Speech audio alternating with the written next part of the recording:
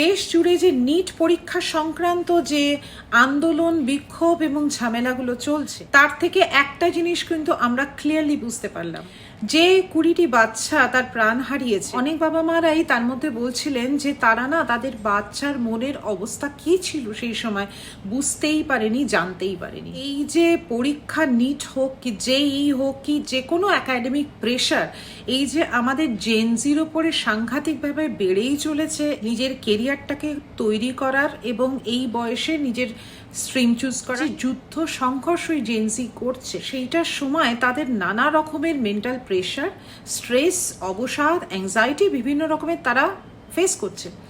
কিন্তু আশ্চর্যভাবে অনেক অভিভাবকরাই, তারা বাচ্চারা যখন নিজেরাই গিয়ে তার বাবা মার কাছে বলছে যে মা বা বাবা আমার মনে হচ্ছে আমার কাউন্সেলিং বা থেরাপিতে যেতে হবে, তারা তাদেরকে লজ্জিত বোধ করাচ্ছে, পাত্তা দিচ্ছে না যে ওইসব কাউন্সেলিং কি, তুই কি পাগল হয়ে গেছিস, তুই আমার সাথে কথা বল, আমাদের সময় এসব কিছু ছিল না, বুঝতে পেরেছিস, তুই মন দিয়ে পড়।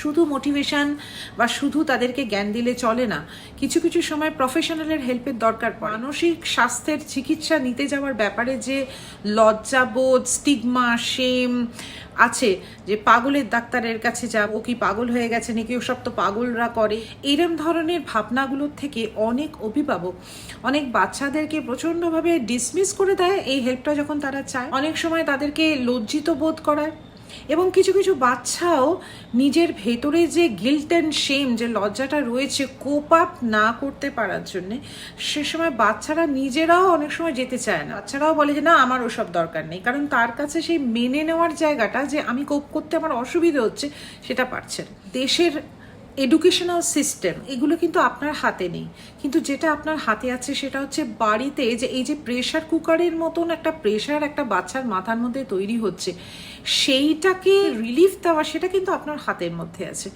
সুতরাং সেই জায়গাটাতেও যদি আমরা লজ্জা, লোকে কি বলবে, কে কি ভাববে, এইটা ভেবে যদি পিছু পা হয়ে যায়, তাহলে অনেক সন্তানদের কিন্তু অনেক বড় ক্ষতি হয়ে যেতে পারে। সুতরাং এই লজ্জা, ভয় এগুলো থেকে বেরিয়ে আসুন। আমাদের সন্তানদের জীবন কিন্তু অনেক বেশি তার থেকে দামি। সন্তানরা আপনার কাছে হেল্প চায় যে আমাকে নিয়ে চলো, কোনো মনোচিকিৎসকের কাছে নিয়ে চলো, বা তারা নিজেরা যদি পিছু পা হয়, আপনি এগিয়ে এসে তাকে বলুন যে কাউন্সেলিং থেরাপি করা কোনো বড় ব্যাপার নয়। এইভাবে তাদের মোটিভেট করে নিয়ে আসুন।